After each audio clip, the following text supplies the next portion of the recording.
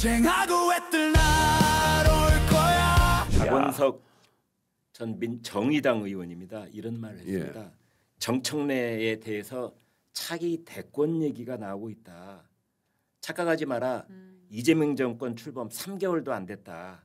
지금 발톱 드러내면 불경죄고 잘못 드러내면 죽는다. 이런 말을 했는데 그렇게 그런 말을 한 이유를 따져 보니까 정청래 대표가 뭐 강선우의 울타리가 되겠다느니 국민의힘은 10번 100번 정당 해산감이라느니 또는 전 조국혁신당 대표 사면은 대통령이 어련히 알아서 하실 것 등등 이런 발언이 이재명 대통령의 그 권한의 그 어떤 넘지 말아야 될 선을 위태롭게 넘나들고 있는 발언 아니냐 그런 취지에서 한 이야기라고 그래요.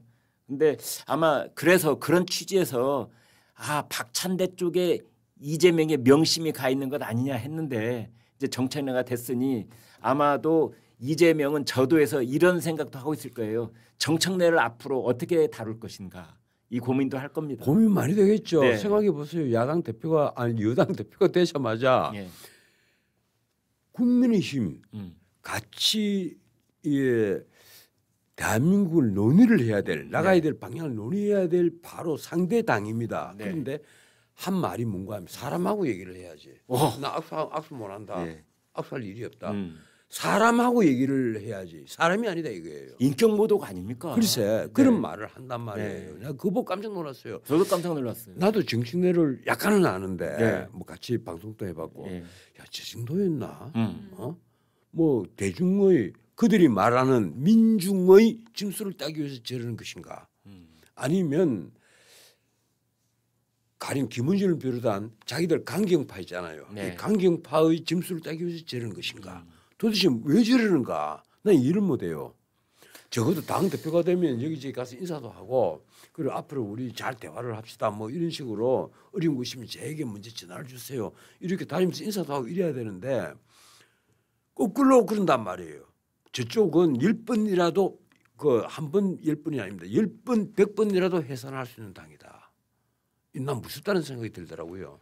그러니까 사람하고만 만나겠다 이거는 이제 국민의힘을 사람 취급을 안 하겠다 이런 뜻 아닙니까? 바로 그 말이에요. 네, 그게 평상시 정상적인 정치 풍토라면은 바로 국회 윤리특위에 회부돼야 될 발언이라고 저는 봅니다. 어떻게 그래 정치 파트너로 인정하기에는 아직도 저 내란에 관한 문제가 해결돼야 된다고 본다. 뭐 이 정도 발언이라면 모르겠어요. 근데 이건 사람 취급을 안 하겠다니 이게 지금 이 집권 여당이 당 대표로서 할 얘기입니까? 기본적으로 이게 나는 우리 민주주의 경험이 사실은 뭐 100년이 안 됐으니까 뭐 일천하다고 봐야 됩니다만은 그 서구만 하더라도 이 민주주의 경험을 피로서 획득을 하잖아요. 피를 뿌리면서 획득을 했단 말이에요. 그 대표적으로 프랑스 혁명 1789년부터 이게 나폴레옹이 등장하고 그다음에 2월 혁명, 7월 혁명 이런 혁명들을 거쳐서 5호 공화국이 출범을 하고 나서도 프랑스 자체도 뭐 특파원하셨을 테니 잘 아시겠지만 민주주의가 그렇게 자부심이 대단한 프랑스 자체도 지금 또 보면 이마누엘 마크롱이 출범하고 나서 노란 조끼 사건 같은 거리 폭력에 시달린단 말이에요. 그런데 적어도 난 서구 민주주의는 우리보다 한 발 앞서 있다는 생각을 해요. 다수의 폭증만은 면하고 있다는 겁니다. 존 스튜어트 밀이나 토크빌이 알리스토 토크빌이 가장 걱정을 했던 것이 뭔가 하면 다수의 폭증인데 우리는 적어도 그런 다수의 폭증을 면하고 있다. 이게 서구의 하나의 자부심입니다. 적어도 상대를 인정을 하고 상대와 같이 의논을 한단 말이에요. 그런데 우리는 21대 국회 절반 딱 지났을 때부터 22대 국회 지금까지 다수의 폭정 상대를 인정을 안 합니다. 다 밀어붙이잖아요. 이거 뭐 윤석열 대통령 때는 다 아시겠지만 특검 내서 거부권 또 폐기되고 안 되니까 또 내고 그러니까 탄핵 소추만 정확히 12.3 비상계엄까지 24번이 나왔거든요. 그리고 그 이후에 6번 나와서 30번이 나온 거 아니에요. 그리고 특검안은 최상병 4번, 김건희 특검 4번, 각각 4번씩입니다. 그런데 이번에 가령 김건희 특검 오늘 아침에 비로소 이제 영장 청구된다는 게 일제히 다 뉴스에 나왔지만은 사실은 그 윤석열 김건희 특검 150일입니다. 허용받은 시간이 이제 30일 지났어요. 30일 지났으면 사실은 진짜 이게 과거의 특검의 사례 같으면 아직까지 김건희를 안 부릅니다. 관련자들 다 부려서 증거 다 모아놓고 증거 딱 순서대로 딱 정리해놓고 마지막에 김건희를 불러야 될 텐데 30일 만에 불렀어요. 그 말이 뭔가 하면 우리가 윤석열 김건희 특검 어차피 우리 그 결론은 딱 나 있다.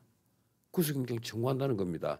나는 그래서 어제 오후에 그 김건희 나온다 이 얘기가 딱 나오고 나서 곧장 내 유튜브를 찍었는데 영장이 청구될 거라고 난 얘기를 했어요. 그런데 보니까 영장 청구 말이 일체 없더라고. 아차 이거 유튜브 잘못 찍었나 이랬는데 오늘 아침에 일제히 영장이 청구된다고 하는 걸 보니까 야, 이 정권이 가는 길이 결국 내 정도의 수준 아니냐. 네.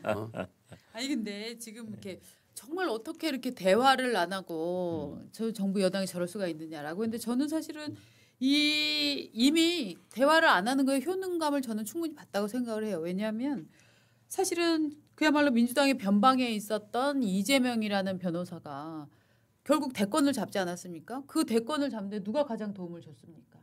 민주당 의원들 아니에요. 개딸이 지금 이렇게 밀어 올려서 자기를 지켜줬던 거고 정청래 의원 입장에서는 아마 정청래라는 사람을 갖고서도 이제 알콩달콩 자기 이제 뭐 사이트도 운영하고 있지 않습니까? 유튜브도 하고 그러면은 알콩달콩으로 모여드는 그 지지자들의 입장 그것이 가장 강력하고 결국은 정청래 눈에는 팬덤으로 인해서 대통령이 된 이재명 나는 거기에다가 김어준이라는 막강한 우군까지 있다라고 생각을 하면 저는 정청래 의원이 갈 수 있는 대표가 가는 길은 정말로 정해져 있다라는 생각이 들어요. 그리고 팬들이 그러면 왜 그런 정치를 지지하느냐 효능감이라고 표현하잖아요. 효능감이 가장 크거든요. 처음에 말도 안 되는 얘기를 했는데 정치인이 내 얘기를 안 들어줘. 유권자 여러분 그거는 너무 무리하죠 라고 하는 사람하고 자 우리 저 사람 끌어내립시다 라고 얘기했는데 오 좋네요. 탄핵 이렇게 해서 탄핵안도 발의도 하고 결국은 뭐 악마화에도 성공을 하고 그래서 김어준에서 빵빵 터지고 하면 팬들의 입장에서는 정말로 이렇게 효능감을 주는 사람이 없는 거예요. 결국은 현대 정치를 설명하는 데 있어서 그 유권자들 국민들의 그 효능감이라는 거를 누가 가장 강력하게 건드려 주느냐. 그것 때문에 그걸로 결국은 포퓰리스트 정치인은 죽기도 하고 살기도 한다. 이 얘기가 많이 나오지 않습니까? 네. 네. 그래서 이 포퓰리스트들이 벌이는 이른바 대중 독재. 네. 그게 지금 서구 정치학계에서도 가장 화두로 되어 있는 맞습니다. 겁니다. 예. 그래서 지금 뭐 스티븐 레비츠키 교수만 하더라도 가장 최신 쓴 에세이들을 보면 하는 말이 그거예요. 이게 앞으로 민주주의가 어디서 붕괴가 되느냐 투표장에서 붕괴가 될 것이다. 맞습니다. 그 말은 대중 독재가 이제 시작된다는 얘기란 말이에요. 그 앞으로 우리가 거꾸로 말하면 이렇습니다. 거꾸로 지금 보수주의가 이 땅에 다시 자리 잡으려면 완전히 우리나라 경제가 만약에 진짜 해서는 안 되겠지만 붕괴가 돼가지고 민심이 확 돌아서 버리거나 하지 않으면 이제는 어려워진다는 얘기예요. 그렇지 않고도 되겠죠. 그렇게 믿고 싶습니다. 그래서 말입니다. 네. 저는 이제 뭐 인생을 즐길 만큼 다 즐겼으니까. 근데 요사이 지금 내가 제일 걱정스러운 것은 그래요. 뭐 4050은 자기들이 나는 뿌린 씨앗이라고 생각합니다. 그런데 2030 무슨 죄가 있습니까? 이 2030을 자꾸 뭐 그들이 눈높이가 높아졌다 이러는데 사실 그게 아니에요. 자기들이 얻은 지식은 이미 상당하단 말이에요. 그렇죠. 과거 우리 때보다 받아들이는 정보량이 굉장히 많아요. 그래서 공부한 양은 상당한데 거기에 맞는 전문직이 없단 말이에요. 물론 뭐 변호사만 하더라도 우리 때는 한 해 60명밖에 뽑지 않았습니다만 지금은 뭐 2,000명 가까이 뽑으니까 왜 전문직이 적으냐 이러겠지만 그래도 안 그래요. 눈높이는 계속 높아지는데 이 대기업만 하더라도 지금 이제는요. 3040 숫자가 더 많다는 거예요. 2030보다 4050 숫자가 맞습니다. 대기업 임직원들이 그 말은 뭔가 하면 새로 신입사원을 뽑지 않는다는 얘기입니다. 그래서 나는 이제 앞으로 AI 시대에 들어가서 인력보다는 컴퓨터가 더 많이 일을 하는 시대가 오면 앞으로 우리 2030 어떻게 하느냐. 2030 이 하는 얘기가 그렇잖아요. 우리는 가난하다는 거 아니에요. 일단 어른들은 다 부자인데 우리는 왜 가난하냐 이 얘기란 말이에요. 이걸 어떻게 해소해야 합니까? 그래서 지금 이재명 대통령이 얘기를 했잖아요. AI로 생산성이 높아지면은 일주일에 5일 일할 필요가 없다. 주 4일째만 해도 된다. 이 얘기 했잖아요. 그래서 그런 이제 휘황한 얘기를 이제 실제로는 선배 세대가 무책임하게 지금 던지고 있는 거예요.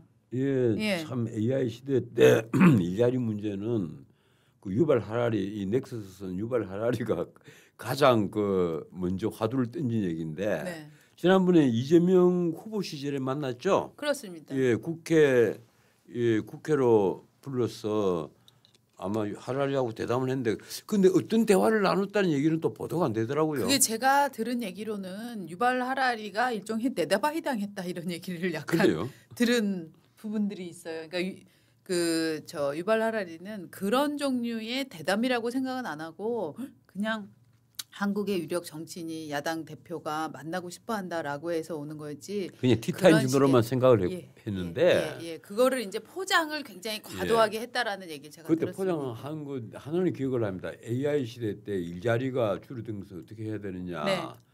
그런 얘기를 한단 말이에요. 그런데 거기에 대한 답은 또 늘 우리가 수많이 들었잖아요. 네. 새로운 일자리가 많이 생길 것이다. 특히 감성을 다루는 직업은 많이 생길 것이다. 걱정하지 마라. 뭐 이런 얘기를 하거든요. 이게 뭐 미래학을 그 책을 읽어보면 온갖 소리가 다 나와요. 앞으로 가령 그 음악 부분, 네. 이 작사를 하고 작곡을 하는 이런 그것도 팝 음악, 대중 음악 부분 빼놓고 나머지 예술은 하지 마라. 제작료가 극히 일부밖에 안 된다. 제작료 수입이.